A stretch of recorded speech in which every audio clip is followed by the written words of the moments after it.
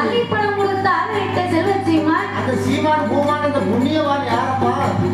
முத்த கிருஷ்ணன் என்று சொல்லக்கூடிய அண்ணாருடைய அன்பு கரத்தாலே நாமளுக்கு முதலாவது முறையில் 21 லட்சத்தை அள்ளி கொடுத்தார்.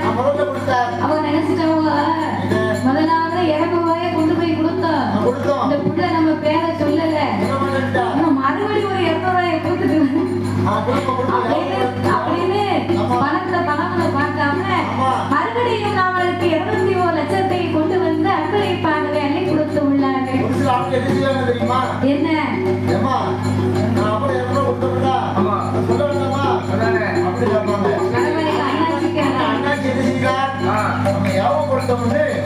அடுத்து